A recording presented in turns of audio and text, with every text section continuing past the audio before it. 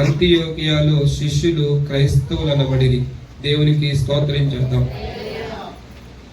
పిల్లరా, మనము దేవుని వాక్యమును చక్కగా ధ్యానం చేసుకుందాం.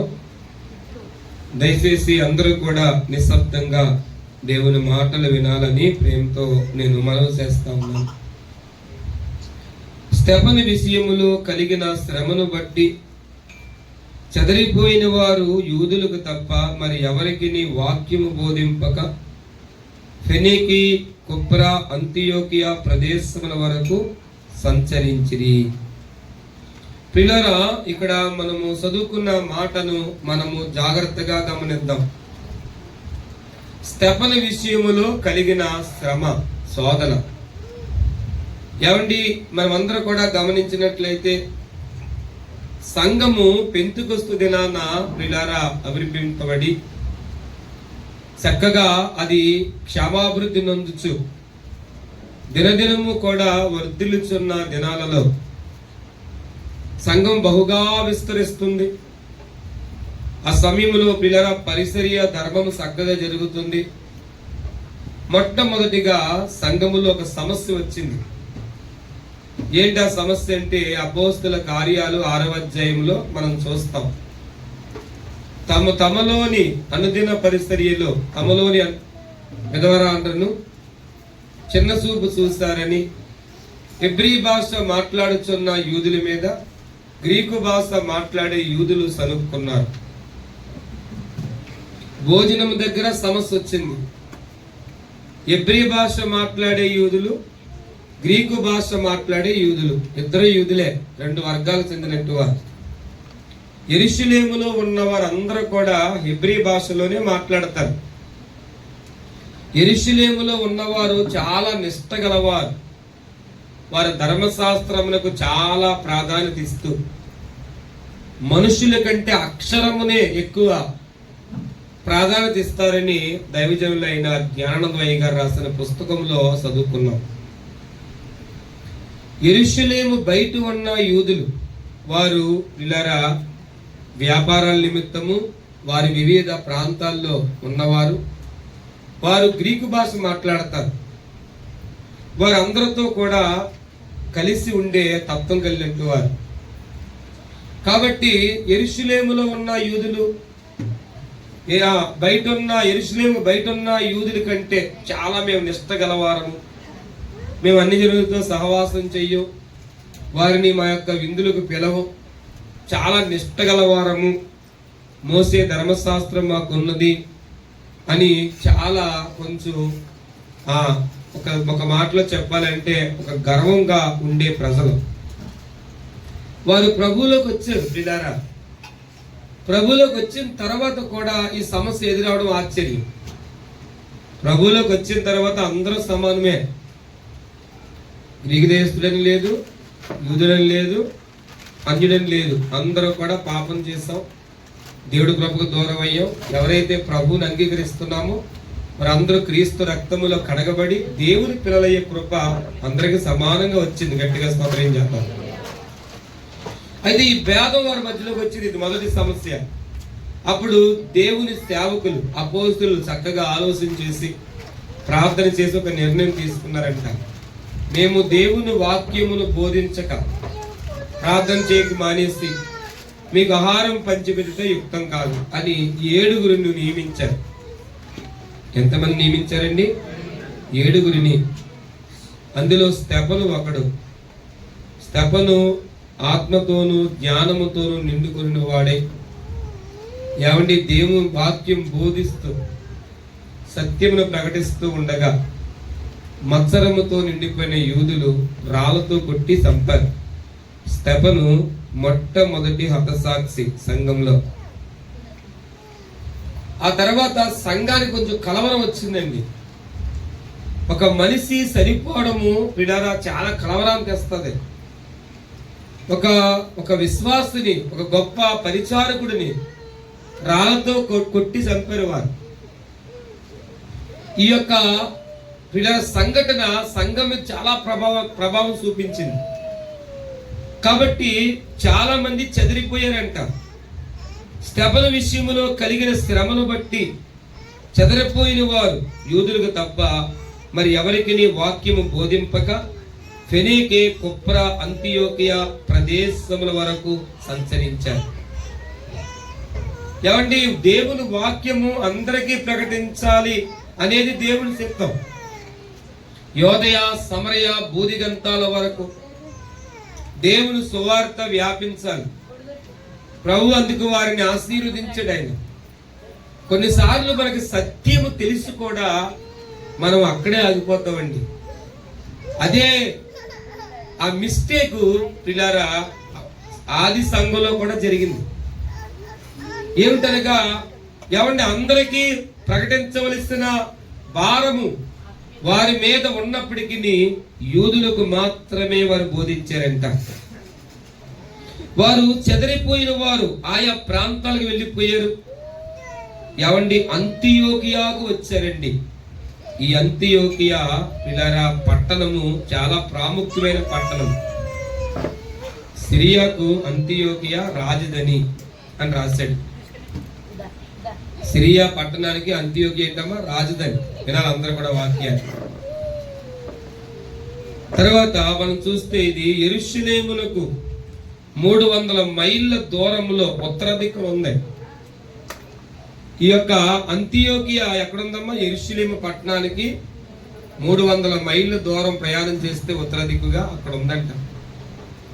అంత దూరం వారు వెళ్ళిపోయారు, చెదిరిపోయారు. అక్కడికి వెళ్ళి సువార్త ప్రకటిస్తా ఉంటే అక్కడ జరిగిన ఒక గొప్ప అద్భుతం ఏమిటంటే పిల్లరా చూడండి, ప్రభు హస్తము వారికి తోడై ఉండెను గనుక నమ్మిన వారు అనేకులు ప్రభు తట్టు తిరిగి. గట్టిగా స్తోత్రం చేద్దాం. ప్రభు హస్తం ఎవరికి తోడే ఉండాలమ్మా? ప్రకటించు వారికి. ఈరోజు ప్రభు కృప మనకు తోడే ఉండకపోతే మన సేవ ఫలించదండి. మన ప్రయాస కూడా వ్యర్థమైపోవచ్చు కొన్ని సమయంలో. దేవుని కృప మనకు తోడే ఉండాలి. దేవునికి నీవు దగ్గరగా జీవిస్తే నీకు ఆయన తోడుగా ఉంటాడు. దేవునికి మనము దగ్గరగా జీవిస్తే ఆయన కృప మనకు తోడుగా ఉంటుంది. అప్పుడు మన యొక్క సేవా పరిస్థితిలో ఫలాలు చూస్తాం, మన కుటుంబాల్లో ఫలాలు చూస్తాం. ఇది చాలా మంది ఫలములు లేని కుటుంబాలుగా మిగిలిపోతారండి. కారణం ఒకటే, దేవుడు తోడుగా ఉండకపోవడం. దేవుడు మన ఇంట్లో ఉండాలంటే మనం ఏం చేయాలో మనం దేవుని వాక్యంలో నేర్చుకున్నాం. మన ఇంట్లో దేవుడు అంటే మనం ఏం చేయాలమ్మా? మనం దేవునికి సమీపంగా జీవించాలి. దుర్మార్గము నీ ఇంటిలో నుంచి, నీ గుడారంలో తొలగించుకునేలా యోబు గ్రంథంలో ఆ మాట మనం చూస్తాం. మనం అభివృద్ధి పొందుతామంట. గట్టిగా స్తోత్రం. ఏమండి, మన ఇంటిని చూసే దేవుడు ఆయన, నీ హృదయాన్ని చూసే దేవుడు ఆయన. మొదట నీలో ఆయనకి చోటు ఉంటే నీ ఇంట్లో కూడా ఆయన ప్రవేశిస్తాడు. గట్టిగా స్తోత్రం. ఏమండి, ప్రభు కృప, ప్రభు హస్తము వారికి తోడై ఉంది కనుక నమ్మిన వారు అనేకులు ప్రభు తట్టు తిరిగిరి. చాలా మంది ప్రజలు ఈ అంతియోకియాలో ప్రభు తట్టు తిరుగుతున్నారు. వారిని గూర్చిన సమాచారము యెరూషలేములో ఉన్న సంఘపు వారు విన్నారంట. పెద్దలు, యెరూషలేములో పెద్దలు ఉన్నారు కదమ్మా, యాకోబు, యోహాను. ఏమండి, వీళ్ళందరూ కూడా పెద్దలు. ఏమండి, అప్పటికే యాకోబును వారు పిల్లరా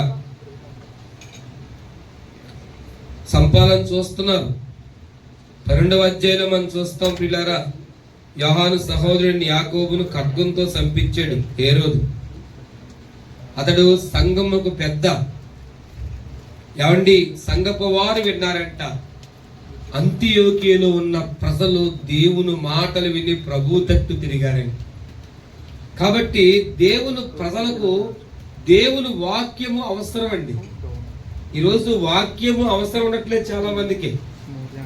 పాటలో గంట పాడితే వారు యాక్సెప్ట్ చేస్తారు, 2 గంటలు పాడితే వారు యాక్సెప్ట్ చేస్తారు కొన్ని సంఘాలు.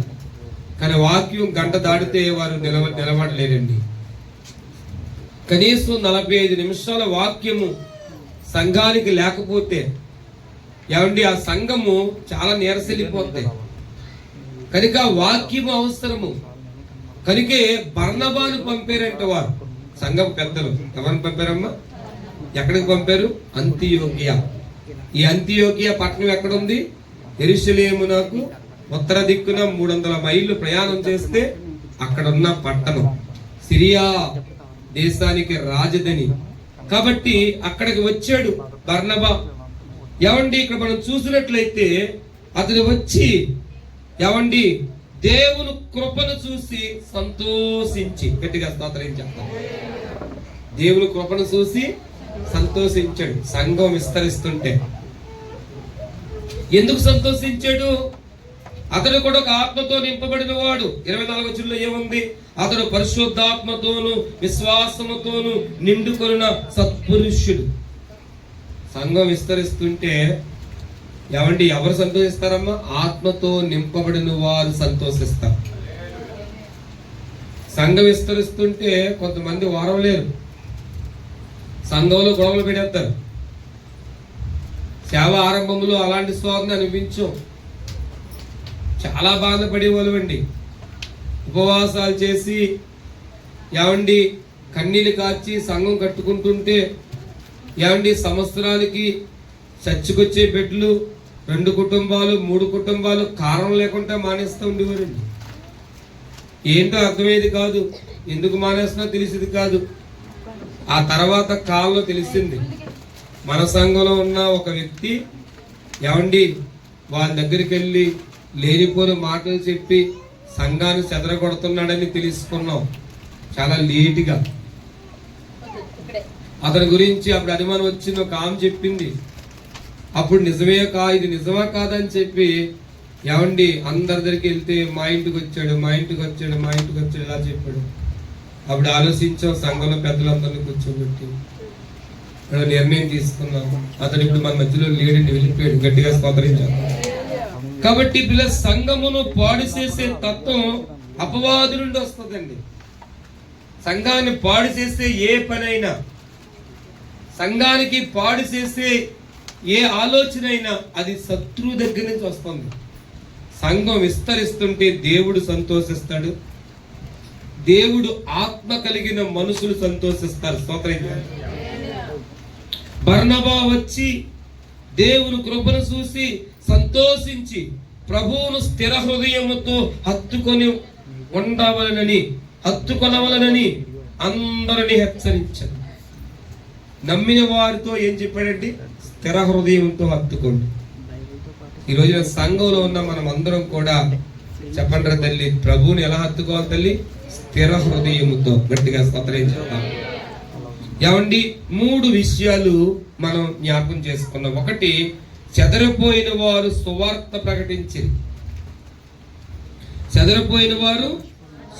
ప్రకటించిరి. 2, ప్రభు హస్తము వారికి తోడే ఉండను కనుక నమ్మిన వారు అనేకులు ప్రభు తట్టు తిరిగారు. 3, ప్రభువును స్థిర హృదయముతో హత్తుకొని ఉండమని నమ్మిన వారికి బోధించాడు బర్నబా, భక్తుడైన బర్నబా. గట్టిగా స్తోత్రించాడు. ఈరోజు మనం గమనించాలి తల్లి, సువార్త ప్రకటించే భారము దేవుడు సంఘానికి అప్పగించాడు. ఏ సంఘములైతే సువార్త ప్రకటించరో ఆ సేవ ఆగిపోతుంది.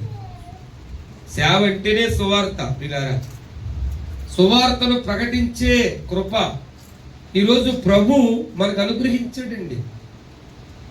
చాలా మంది జీవితంలో సువార్త ఉండదు. ఏమండి మీరు అనుకోవచ్చు, సువార్త అంటే ఏంటి పాస్టర్ గారు? ఏమండి మైక్ పెట్టుకొని చెప్పాలా అనుకోవచ్చండి. అసలు సువార్త అంటే పిల్లారా, దేవుడు నీకు ఏం చేశాడో వెళ్ళి నీ పొరుగు వారికి, నీ ఇంటి వారికి చెప్పడమే సువార్త. గట్టిగా స్తోత్రం. ఈరోజు మనం ఏదో కొత్త విషయాలు తెచ్చి చెప్పనవసరం వద్దండి. ప్రభువు మనకు ఏం చేశాడు, మన జీవితంలో ఏ అద్భుతాలు చేశాడు, ఆయన మన శ్రమలోంచి ఎలా బయటికి తెచ్చాడు, ఆయన మనతో ఎలా మాట్లాడుతున్నాడు, ఎలా కుటుంబాలు కడుతున్నాడు మనం చూస్తున్నాం. సంఘములో సాక్ష్యాలు చెప్తున్న వారిని చూస్తున్నప్పుడు మనం నిజంగా ఆలోచన చేస్తే మనకు అర్థమవుతుందండి. సంఘంలో సాక్ష్యం చెప్పే బిడ్డలను చూడాలి మనం. అద్భుతాలు జరిగినప్పుడు, దేవుడు స్వస్థపరిచిన కార్యాలు చేసినప్పుడు, చెప్పినప్పుడు కుటుంబాల్లో సమస్యలోంచి దేవుడు బయటికి తెచ్చినప్పుడు, పడిపోతున్న కుటుంబాలను దేవుడు తిరిగి కట్టినప్పుడు వాటి సువాసన మనం వింటామండి. కానీ ఈరోజు మనం గమనించట్లేదు ప్రియులారా. ఈరోజు చూడండి, సభలు పెడితే ఎవరు కొంతమంది మెక్లారెన్ గ్రౌండ్ లో సభలు పెడతారు చాలా మంది. ఎంతో వేల రూపాయల ధనం ఖర్చు పెట్టి, లక్షలు ఖర్చు పెట్టి ఇంట్లోనే ఉండిపోతారు. నువ్వు దాటి వెళ్తే అక్కడ జరిగిన కార్యాలు చూస్తావు. గట్టిగా స్తోత్రం. ఇవి ఎక్కడ ఆనందించాలో తెలియట్లేదు. చాలా మంది ఇంటికే పరిమితం అయిపోతారు, ఆ మంచానికే పరిమితం అయిపోతారండి. దేవుడిని మంచానికి పరిమితం చేయడండి. మంచం మీద పడిపోయిన వారు అనేకులు లేవనెత్తాడు. గట్టిగా స్తోత్రించారు. లేచి నడవమని చెప్పాడు ఆయన. వాళ్ళు నడిచారు, గంతులేస్తూ దేవుని స్తుతించారు. ఈరోజు ప్రభు కోసం నడుస్తున్నావా, ఆగిపోయావా? చాలా మంది ఆత్మీయ నడవడిక ఆగిపోతుందని సంగతి వారికి తెలుస్తుంది, కానీ నడవాలనే ఆశ లేక ఆగిపోతారండి. ఈరోజు మనం ఎక్కడ ఆగిపోయామో మనం జ్ఞాపం చేసుకోవాలి. దేవుని పెట్టారా, నీ జీవితం ద్వారా సువార్త ప్రకటించబడుతుందా? గట్టిగా స్తోత్రించాలి. సువార్త ప్రకటించబడడం ఎప్పుడు ఆగిపోద్ది భూమి మీద? సంఘం ఎత్తబడినప్పుడే ఆగిపోద్దట. అంతవరకు పరిశుద్ధాత్మ దేవుడు భూమి మీద తన సంఘముతో ఉంటాడు, బిడ్డలతో ఉంటాడు, కార్యాలు చేస్తూనే ఉంటాడు. ఎంతమంది ఈ బాధ్యతను పొంది ఈ గొప్ప భాగ్యమును కలిగి ఉండి కూడా ప్రకటించుకుంటా ఆగిపోతున్నారో మనం పరీక్షించుకోవాలండి. ఈ రోజున అంతియోకియా వరకు వెళ్ళిపోయారు వాళ్ళు. చెదిరిపోయిన తర్వాత దేవుని పనిని ఆపలేదండి. వారు ఎక్కడున్నారో అక్కడ ప్రకటించారంటండి. వారు ఎక్కడున్నారో అక్కడ ప్రభుని స్తుతించారు. ఈ రోజున ప్రియుల ప్రభు కోసం మాట్లాడితే దేవుడు కార్యం చేస్తాడండి. నీ వాక్యము వెల్లడి అగుడు తోడనే వెలుగు కలిగను. స్తోత్రించాను. ప్రభు కోసం మాట్లాడితే అద్భుతం జరుగుతుందని ఈ రోజు నీకు తెలియపోవచ్చు, కానీ దేవుడు ఎరగని పదలు తెలుసుకుంటున్నారు. అందుకే మాట్లాడకూడదు అంటున్నారు వాళ్ళు. మాట్లాడకూడదు, ప్రభు నామాన్ని బట్టి ప్రకటించకూడదు అనే సమస్య ఒకటి ఉంది చూసారా? అది ఇప్పటిది కాదు, ఆదిలో నుంచి ఉంది. మీరు ఈ నామమును బట్టి ప్రకటించకూడదు, ఈ నామమును బట్టి మీరు బోధించకూడదు అని శిష్యులు కూడా ఆటంకపరిచారండి. కానీ వారు పరిశుద్ధాత్మతో నిండిన వారే బహుధైర్యము కలిగి ప్రకటించారు. గట్టిగా స్తోత్రించారు. సువార్త ప్రకటించలేస్తున్నా. నీ జీవితం ద్వారా దేవుని యొక్క నామము ప్రకటించబడాలి. నలుగురు వ్యక్తులు, నలుగురు బిడ్డలు, ఆడబిడ్డలు బైబిల్ పట్టుకొని నడిచి వెళ్ళిపోతున్నారండి ప్రార్థనా గుంపుకి. అది వెళ్ళిపోతుంటే వాళ్ళు ఏం మాట్లాడే అవసరం లేదండి. వారు బైబిల్ పట్టుకు వెళ్ళిపోతుంటే వారు మార్పు చెందిన జీవితాలతో వారు వెళ్తూ ఉంటే ఆ జీవితం ప్రకటిస్తుంది క్రీస్తు ప్రేమను. గట్టిగా స్తోత్రం చేస్తారు. అందుకేండి ఏమన్నాడమ్మా, ప్రభు హస్తము వారికి తోడై ఉండును గనుక. అనేకులు ప్రభుతో తిరిగారు. ఈరోజు ప్రకటించే వాడికి దేవుడు తోడే ఉండాలి, ఆరాధిస్తున్నట్టు వారికి దేవుడు తోడే ఉండాలండి. మార్కు సువార్తలో మీరు చూడండి ప్రియులారా, ప్రభు చెప్పిన మాట మనం చూద్దాం. మార్కు సువార్త 3వ అధ్యాయానికి మనం వచ్చినట్లయితే, మార్కు సువార్త 3వ అధ్యాయము దేవుని యొక్క పరిశుద్ధ గ్రంథము నుండి మనం చూస్తాం. 13వ వచనం మనం బావుగా ఎరిగిన వచనము. ఆయన కొండ ఎక్కి తనకిష్టమైన వారిని పిలవగా వారు ఆయన వద్దకు వచ్చిరి. వారు తనతో కూడా ఉండినట్లును దయ్యమును వెళ్ళగొట్టు అధికారము గల వారే సువార్తను ప్రకటించుటకును వారిని పంపవలని ఆయన 12 మంది నియమించాడని. గట్టిగా స్తోత్రించారు. ఎవరిని పిలిచాడో మనం చూస్తాం, తనకిష్టమైన వారిని. ఈరోజు మనకున్న భాగ్యం ఏదైనా ఉందంటే ప్రభు మనల్ని ప్రేమిస్తున్నాడు. గట్టిగా స్తోత్రం చేద్దాం. తనకిష్టమైన వారిని పిలవగా వారు ఆయన వద్దకు వచ్చారు. ఆయన ఏమన్నాడు, వారు ఆయనతో కూడా ఉండినట్లు. ప్రభుతో కూడా ఉన్నాం మనం. గమనించాలి ప్రియులారా, ప్రభుతో ఉన్నామనుకొని ప్రభువుని విడిచిపెట్టే సందర్భాలు మన జీవితంలో చాలా కనిపించవచ్చండి. ఒక రోజున యేసు ప్రభువారిని తీసుకొని మరియమ్మ గారు యోసేపు గారు పస్కా పండుగను ఆచరించడానికి వెళ్ళినట్లుగా చూస్తాం. ఆయన బాలుడిగా ఉన్నప్పుడు ఏమండి, ఆయన తమతోనే ఉన్నాడనుకొని వారు దిన ప్రయాణం చేసేసారంట. కానీ ప్రభు ఆగిపోయాడు అక్కడ. ఆయన శాస్త్రులు పరిశీలులతో ఆయన మాట్లాడుతున్నాడు. వారు వెళ్ళి ఒక రోజంతా ప్రయాణం చేసి వెనక్కి చూసుకుంటే ప్రభు లేడు. తమ నెలవైన వారు అడిగారు, తెలిసిన వారు అడిగారు, ఆయన చూడలేదని చెప్పారు. వెనక్కి వస్తే ఆయన శాస్త్రులతో మాట్లాడడం చూస్తారు. గట్టిగా స్తోత్రం. ఈరోజు ప్రభు మనతో ఉన్నాడా లేదా, ఆయన నీతో ఉన్నాడో లేదో నువ్వు చేసే పనులు బట్టే నీకు అర్థమవుతుంది. నువ్వు కలిగిన ఆశను బట్టి అర్థమవుతుంది.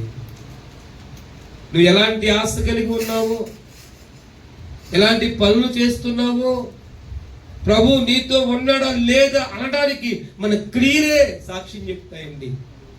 ఆయన మనతో మనం ఆయనతో ఉండాలని ఆశపడ్డాడు ఆయన.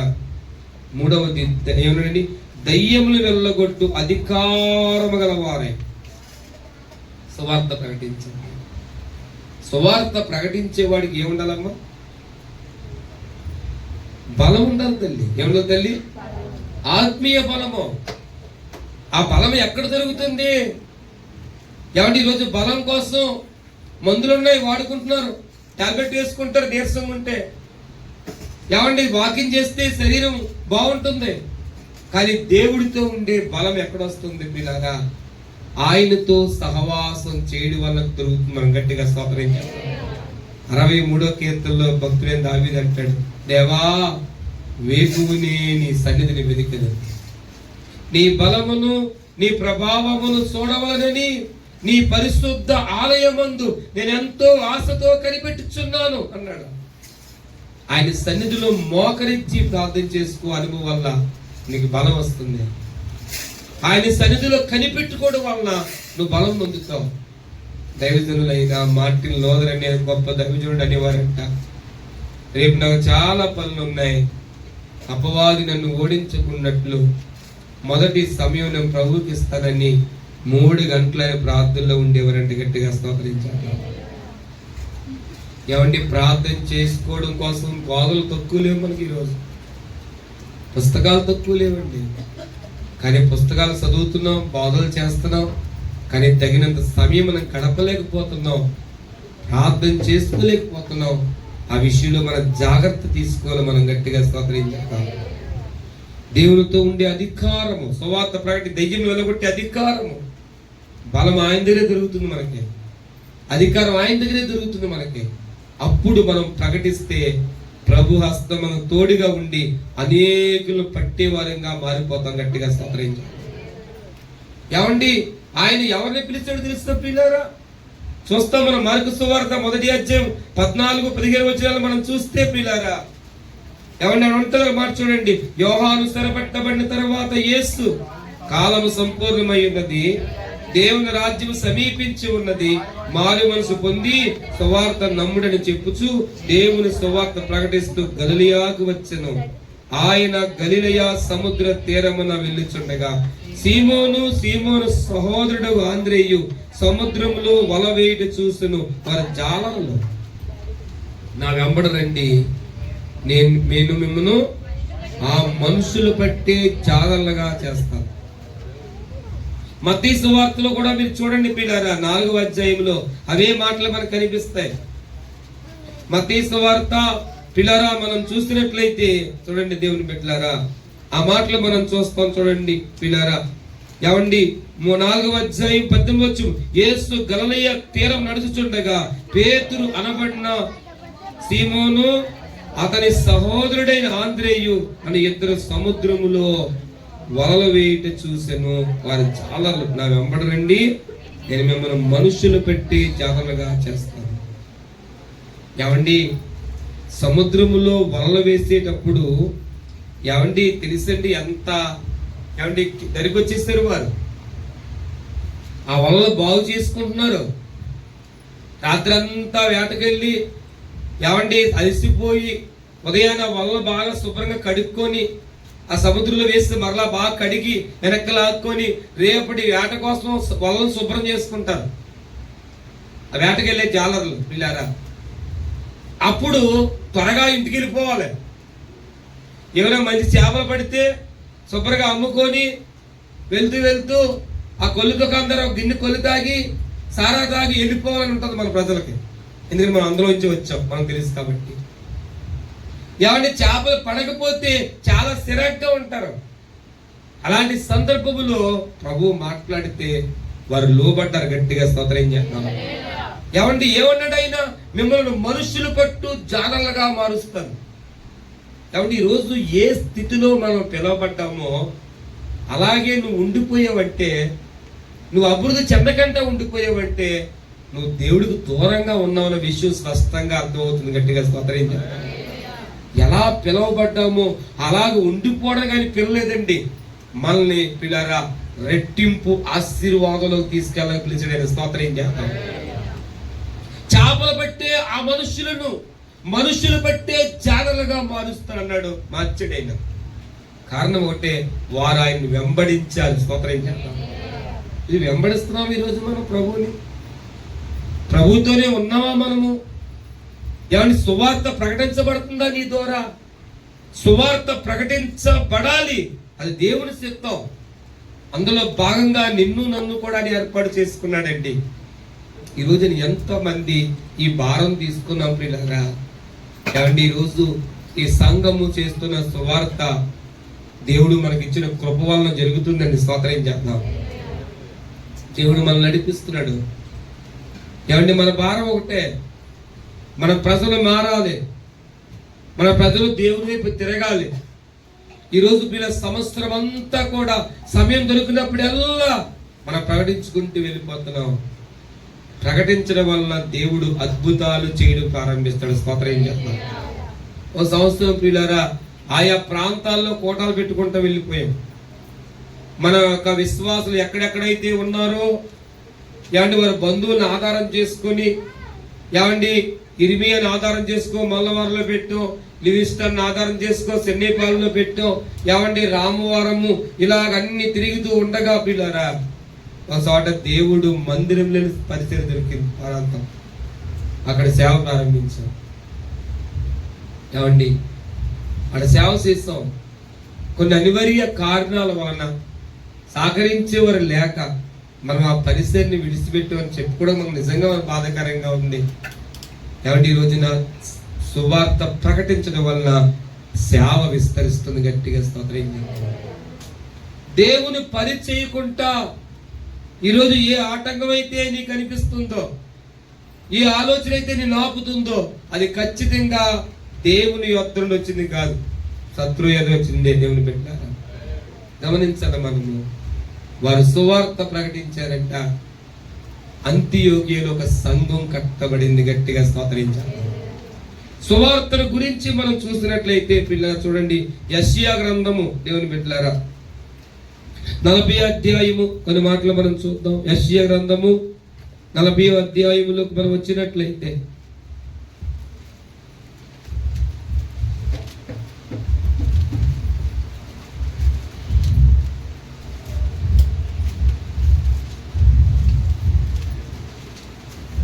హల్లెలూయా.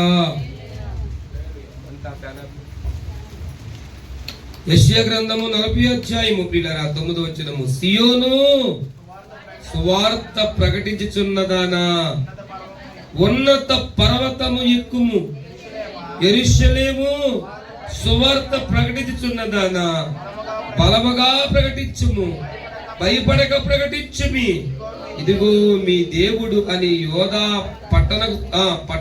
పట్టణములకు ప్రకటించుము, ఇదిగో తన బాహువే తన పక్షమును ఏలుచుండగా ప్రభువాగు యెహోవా తానే శక్తి సంపన్నుడే వచ్చును, ఆయన ఇచ్చే బహుమానం ఆయన యొద్ద ఉన్నది, ఆయన చేయు ప్రతికారం ఆయన ముందు నడుస్తున్నది. గట్టిగా స్తోత్రం చేద్దామండి. ఏం ప్రకటించమన్నాడు తల్లి? ఏం ప్రకటించాలి మనం? సువార్త అంటే ఏం ప్రకటించాలి మనం పిల్లారా? సియోను సువార్త ప్రకటించుచున్నదానా, ఉన్నత పర్వతాలకు ఎక్కుము. స్తోత్రం చెప్పాలి. నువ్వు ఎక్కాలి పిల్లరా. మనం ఎక్కే అనుభవంలో ఉన్నామో దిగిపోయే అనుభవంలో ఉన్నామో మనం గమనించుకోవాలండి. మనం ఈ రోజున మన కింద వచ్చిన వాళ్ళకు మనం చూసినట్లయితే చాలా శ్రేష్టమైన మాటలు మాట్లాడుకుంటూ వచ్చాడు ఆయన. దేవుని బిడ్డలారా, నువ్వు ఎక్కాలి, పర్వతాలు ఎక్కాలి. యెరూషలేము సువార్త ప్రకటిస్తున్నదాన బలముగా ప్రకటించుము, భయపడక ప్రకటించుము, ఇదిగో మీ దేవుడని యోధా పట్టణస్థులకు చెప్పుము. స్తోత్రం చెప్తాం. మన దేవుడు ఎవరో చెప్పడమే సువార్త. ఈరోజు ఎవరికి చెప్పమన్నాడు పిల్లారా? ఏమండి, యోధా పట్టణస్థులుగా రోజున గట్టిగా స్తోత్రం చెప్తాం. యెషయా కాలంలో ఏమండి ప్రజలు ఏమండి దేవునికి దూరమైపోతున్న దినాలు, వారు కారు ద్రాక్షలు కాయిచున్న దినాలు అవి. ఏమండి జ్ఞానం లేకుండా ప్రవర్తిస్తున్న దినాలు. ఎద్దు తన కామాంతు నెరుగును, గాడిద తన సొంత వారి దొడ్డు తెలుసుకును, నా జనులకు జ్ఞానం లేదని దేవుడు రోధిస్తున్న దినాలు అవి. మీ చేతులు చాపునప్పుడు పాపంతో కనిపిస్తున్నాయి, దుర్మార్గంతో కనిపిస్తున్నాయి, దేవుడు ఏడుస్తున్న దినాల్లో యెషయా ద్వారా దేవుడు మాట్లాడుతున్నాడు. ఈ దేవుడు ఎవరో చెప్పమన్నాడు. గట్టిగా స్తోత్రం చేద్దాం. ఇది మన దేవుడికి ఏది ఇష్టం తల్లి? దిగిపోవడం ఇష్టం కాదు, ఎక్కడం ఇష్టం. గట్టిగా స్తోత్రం చేద్దాం. ఏమండి, బలముగా ప్రకటించుము, భయపడక ప్రకటించుము, ఇదిగో మీ దేవుడని యోధా పట్టణస్థులకు ప్రకటించుము, ఇదిగో తన బాహువే తన పక్షమును ఏలుచుండగా ప్రభువాగు యెహోవా తానే శక్తి సంపన్నుడే వచ్చును, ఆయన ఇచ్చే బహుమానము ఆయన వద్ద ఉన్నదే. గట్టిగా స్తోత్రం చేద్దాం. ఆయన బహుమానం ఇచ్చే దేవుడైన, ఒక దినమందు నీకు ఆశీర్వాదం తీసుకొచ్చే దేవుడైనా, నీ కుటుంబాన్ని కట్టే దేవుడైనా, నిన్ను బలపరిస్తే దేవుడైనా, గొర్రెల కాపర వలె ఆయన తన మందర మేపును, తన బాహువుతో గొర్రె పిల్లలను కూర్చి రొమ్మున ఆనించుకొని మోయును, పాలించి వాటిని మెల్లగా నడిపించును. స్తోత్రించాను. ఈ దేవుడంట గొర్రె పిల్లలను తన రొమ్మును పెట్టుకుని నడుస్తాడంట. స్తోత్రం చేద్దాం. ఎంత ప్రొటెక్షన్ ఇస్తున్నాడమ్మా. ఈ దేవుడు ఎవరో చెప్పడమే సువార్త. నీ దేవుడు నీకు ఏం చేశాడో చెప్పడమే సువార్త, ప్రకటించడం. ఆయన తన గొర్రె పిల్లలను రొమ్మును పెట్టుకొని నడుచుకుంటూ వెళ్ళే దేవుడు, పాలిచ్చే గొర్రెలను మెల్లగా నడిపించేవాడు. స్తోత్రించాడు. దేవుని బిడ్డలారా, తన గుణాతిశయమును ప్రకటించమని గడిచిన వారం మనం ధ్యానం చేస్తాం. ఏంటమ్మా ఈ దేవుడు? ఎంత దయగలిగిన వాడైనా, ఎంత కరుణ గలవాడైనా, ఎంత గొప్ప కార్యాలు చేస్తాడు తన ప్రజల పట్ల, ఎంత కనికర సంపన్నుడో చెప్పడమే సువార్త. గట్టిగా స్తోత్రం చేద్దాం. చూడండి, 52వ అధ్యాయములో అంటాడు పిల్లలు ఈ మాట. యెషయా గ్రంథము 52వ అధ్యాయము 7వ వచనాన్ని మనం చూసినట్లయితే, సువార్త ప్రకటించుచు సమాధానము సాటించుచు, సువార్తమానం ప్రకటించుచు రక్షణ సమాచారము ప్రచురించు వారి పాదములు నీ దేవుడు ఏలుచున్నాడని సియోనుతో చెప్పుచున్న వారి పాదములు పర్వతముల మీద సుందరములై ఉన్నవి. గట్టిగా స్తోత్రించు. ప్రకటించు వారి పాదాలు ఎక్కడ సుందరలై ఉన్నాయమ్మా? పర్వతాల మీద. భక్తుడైన కీర్తనాకారుడైన దావీదు ఏమంటాడు? నాశనకరమైన దొంగ ఊబిలో నుండి ఆయనను పైకెత్తి నా పాదములు బండ మీద స్థిరపరిస్తాను. స్తోత్రించాను. ఏమంటే ఊబిలో పడిపోయేవాడు కనురెప్పపాటులో మునిగిపోడండి. ఊబంటే కొంచెం కొంచెంగా కిందకి తీసుకెళ్ళిపోతాయి. ఊబిలో పడిపోయిన తర్వాత నీకు ఆధారం ఏముంటుందో, కింద నేల కాలుకి ఏం తగలదండి, అదంతా ఒక ఊబి. ఆ ఊబిలో కొంచెం కొంచెంగా వెళ్ళిపోతాడు. ఒక రోజు కనిపించుకుంటా వెళ్ళిపోతాడు. పాపాల్లో జీవించాడు కూడా ఒక రోజు కనిపించడు. దేవుని బిడ్డలారా, కానీ ఒక రోజు రక్షకుడు వస్తాడు. ఆయన చేయిస్తే ఇది పైకి లేపి బండ మీద నిలబెడతాడు. గట్టిగా స్తోత్రించాడు. అలా బండ మీద నిలబెట్టిన తర్వాత మనం స్థిరులుగా మారాలండి. ఆయన్ని వెంబడించు వారిగా మారాలి, ఆయన్ని ప్రకటించు వారిగా మారాలి, ఆయన కృపను మనం పొందుకున్న వారిగా మారాలి. గట్టిగా స్తోత్రం చేద్దాం. సువార్త ప్రకటించి వారి పాదములు బండ మీద సుందరములై ఉన్నవి. పిల్లరా, యెరూషలేమునందు పాడైన స్థలములారా, ఉత్సహించి యాగముగా సంగీత గానము చేయుడి. యెహోవా తన జనులను ఆదరించెను, యెరూషలేమును విమోసించెను. గట్టిగా స్తోత్రించండి.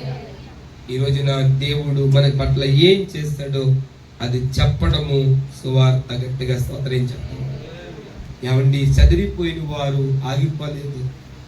చదిరిపోయిన వారు దేవుడు అప్పగించే పనిలో వారు సోమరులు అయిపోలేదండి. వారు ఎక్కడెక్కడ దాకా వెళ్ళిపోయారో మరి ప్రకటించుకుంటూ వెళ్ళిపోతే అంత్యోకియలో ఒక సంఘం కట్టబడింది. ఆ సంఘము నుండే సర్వలోకానికి సువార్త వెళ్ళినట్లుగా మనం చరిత్రలో చూస్తాం. ఈరోజు ప్రకటించే వారి వలన దేవుడు తన రాజ్యమును కట్టుచున్నాడు. గట్టిగా స్తోత్రించాలి. ఈరోజు మనం ప్రకటించాలండి ఆయన్ని. నీ సాక్ష్యం ద్వారా, నీ మాట ద్వారా, మార్పు చెందిన నీ జీవితం ద్వారా మనం బ్రతుకాలం అంతా కూడా ప్రకటించుకుంటూ వెళ్ళిపోతాం. ఆ రీతిగా దేవుడు మనల్ని బలపరుస్తున్నగాక. ఆమేన్. తల్ల వంచుదాము, ప్రార్థన చేసుకుందామండి. మమ్మల్ని మిక్కులుగా ప్రేమించువాడా, మీ నామానికి వందనాలు స్వామి. సర్వోన్నతుడానికి స్తోత్రము. మమ్మల్ని మిక్కులుగా ప్రేమించే మా దేవ, మీ ఘనమైన పాదాలకు వందనాలు స్వామి. ఇంతవరకు మాతో మాట్లాడాము దేవా. మేము నైనా శక్తిమంతులుగా నీ దగ్గర మార్చబడి మీ యొద్ద బలము పొందుకొని దెయ్యములను వెళ్ళగొట్టి అధికారము గలవారము. నేను చాలా మంది బలము లేకంటేనే ఈ ప్రకటించే క్రమంలో నష్టపోయినట్లుగా నీ వాక్యంలో మేము చూస్తాం తండ్రి. నైనా ఎంతో మంది శక్తిని ఆశ్రయించుకుంటా నైనా బ్రతికిన మనుషులు మేము చూస్తున్నాం. ఈరోజు మేము బలహీనులుగా ఉన్న మమ్మలను నీ కృప బలపరుస్తుంది. నీ పాదముల చెంత మేము తండ్రి రీఛార్జ్ చేయబడతాం, బలవంతులుగా మార్చబడతాం. అప్పుడు నేను ప్రకటించడంలో తండ్రి మేము నాయనా కృపను పొందుకుంటాం. అలాంటి కృపతో నింపి నడిపించమని యేసు నామమున అడుగుచున్నాము తండ్రి. ఆమేన్.